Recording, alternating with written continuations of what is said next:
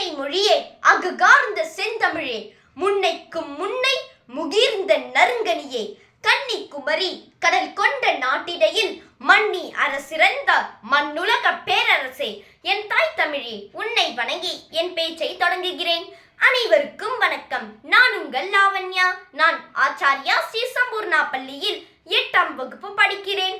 நான் இப்பொழுது நெகிழி வரமா சாபமா என்ற தலைப்பில் தான் கூறப்போகிறேன். நெகிழி 1862ஆம் ஆண்டு அலெக்சாண்டர் பார்க்ஸ் என்பவரால் உருவாக்கப்பட்டது.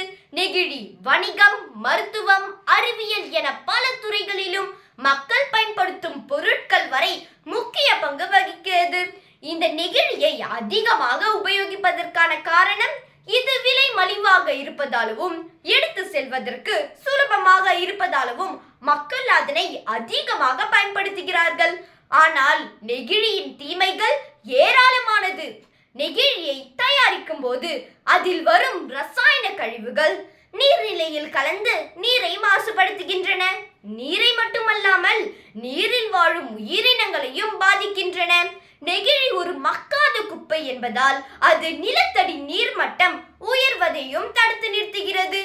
பாலித்தீன் கவர்கள் நீண்ட நாட்களுக்கு மக்காமல் இருப்பதே நம் பூமி வறண்ட நிலைக்கு முக்கிய காரணமாகும்.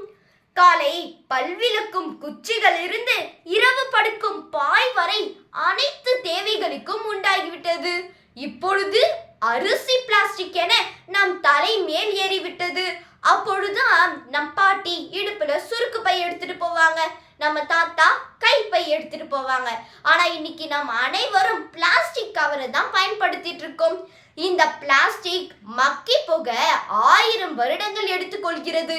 அதனால் மழை நீர் உள்ளே செல்லாமல் நிலத்தடி நீர்மட்டம் உயர்வதையும் தடுத்து நிறுத்துகிறது. விவசாயத்தை அழித்து பிளாஸ்டிக்கை உண்பதாய்விட்டது. இது நம்மை மட்டுமல்ல, விலங்குகளிலும் உயிர்வாழ்களையும் பாதிக்க வந்துவிட்டது.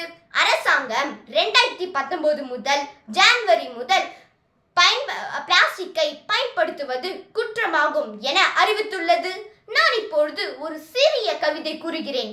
மண்ணுக்குள் மக்காது, எரித்தாலும் ஒழியாது, ஓசோனை ஓட்டையாக்கும், மண்ணையே மலடாக்கும், அத்தனையும் அழித்துவிடும், அது மட்டும் நிலைத்திருக்கும். அரக்கனை அழித்திட எடுப்போம் புது அவதாரம், தவிர்ப்போம் இனி நெகிழியை என்று கூறி உங்களிடமிருந்து உங்கள் லாவண்யா விடைபெறுகிறேன். நன்றி, வணக்கம்.